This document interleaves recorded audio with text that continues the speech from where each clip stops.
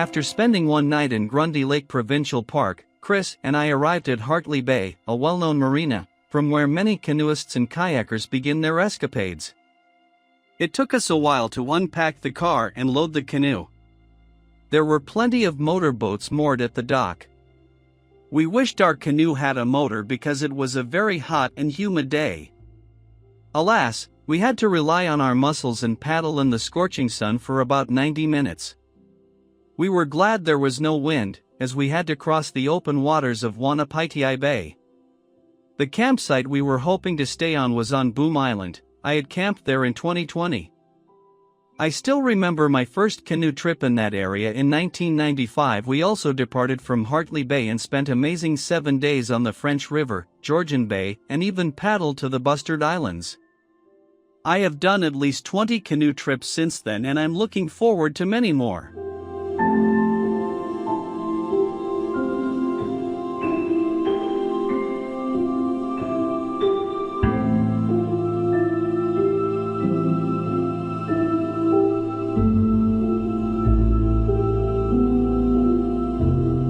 We were very lucky, as the campsite was vacant. Its location, in a cozy bay, was perfect. We were sheltered from the wind, had easy access to the water, and we set up our tents just on the shores of the bay. There was another campsite nearby, yet during our stay, it was never occupied. Mosquitoes were absolutely horrible. They materialized just after 9 p.m. There were swarms of them, and in no time they were all over us. Needless to say, bug sprays did not work. Thus, we always had our evening meals relatively early so that we could seek shelter inside our tents just before the emergence of those horrible insects.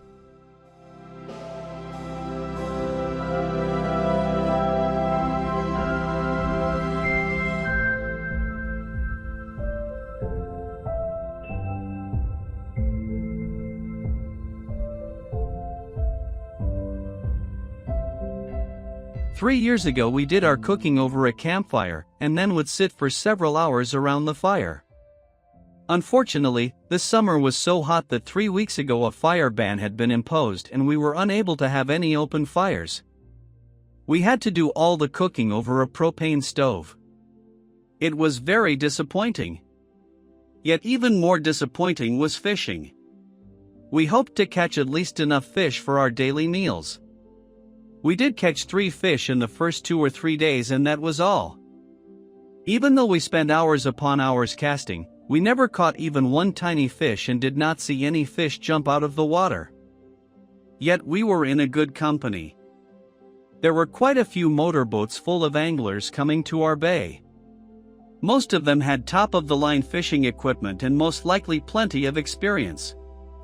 We were often observing their incessant efforts, and only once did we see them catch a tiny pike, which they immediately released. When we were reading Ontario fishing regulations, which stipulated the daily limits of fish that we could catch and keep, we were laughing. After all, we were unable to exceed such limits in the whole year.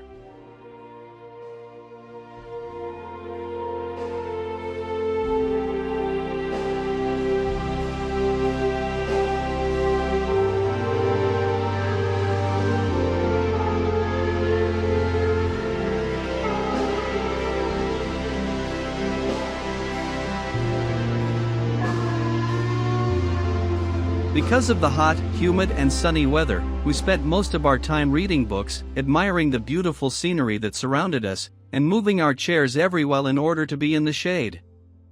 Upon our arrival at the campsite, we spent at least 1 hour trying to throw a rope over a big tree branch so that we could hang our food out of reach of bears. Of course, we religiously hung the food barrel and the cooler before going to sleep, as there were black bears in the park. After all, while camping in 2015 on the same island, Chris and I would encounter up to 4 black bears daily on our campsite. Fortunately, we did not see any bears during our trip, which was a good thing. Nowadays bears were so smart that could even reach food hanging many meters from the ground, between 2 trees. And we were aware that our bear-proof contraption was quite simple, and even a less intelligent bear could easily get our food supplies.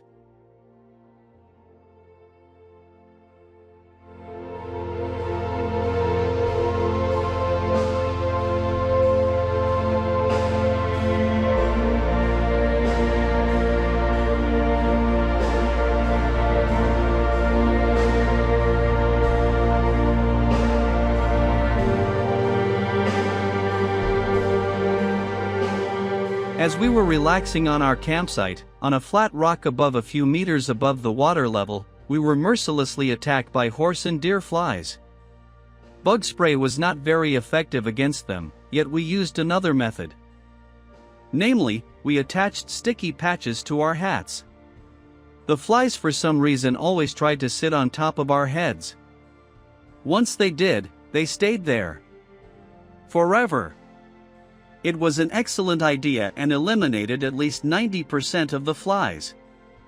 If only we could discover a similar method to catch fish.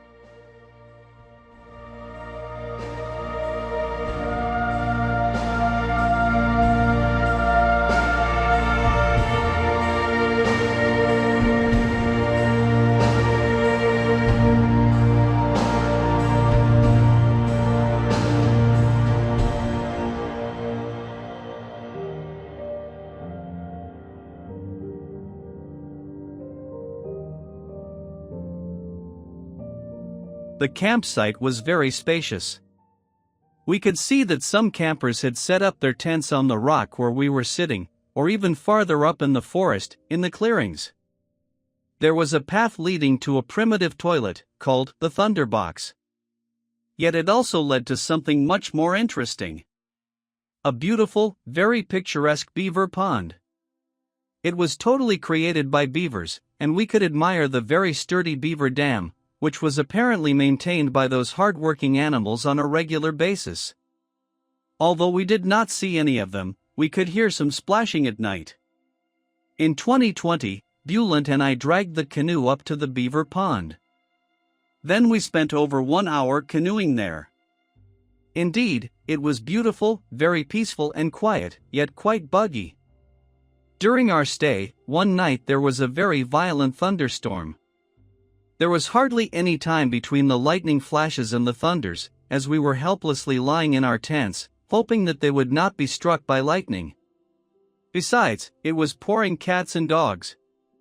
If the beaver dam had burst, our tents would have been not only flooded, but most likely swept into the river, along with us.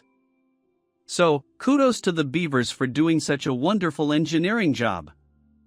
And kudos to our Eureka El Capitan 3 tents, which were 100% waterproof. By the way, despite the copious rain, and another one several days later, the fire ban remained in effect until the end of our trip. Although the toilet was very primitive, you certainly could not beat the view. I attached a flashing light to a tree in case we had to use it at night. It was not difficult to take a wrong step and got lost in no time.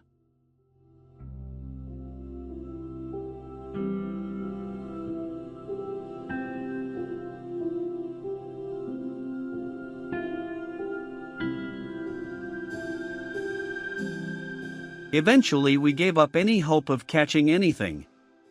We treated fishing akin to exercising and stretching. Besides, it was very uncomfortable to be in the open during the day due to the scorching sun.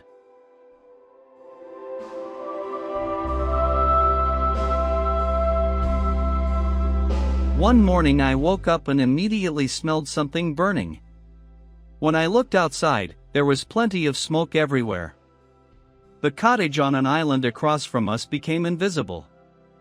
The smoke was coming from forest fires in Quebec, several hundred kilometers from us.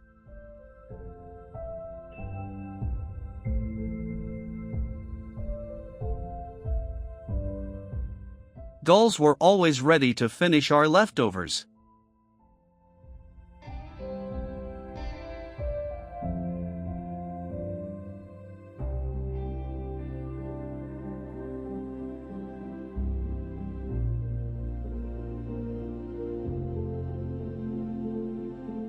From the sunset until 9:15 o'clock was the only time we could enjoy a relatively bearable weather, when the sun was slowly disappearing behind the trees, and the mosquitoes had not emerged yet. One evening we were watching a fishing boat slowly trolling along the opposite shore. After about 1 hour, we heard some commotion. Soon, several excited voices reached us. Walleye! Walleye! Walleye! I would not be surprised if it was the only fish they caught on their trip.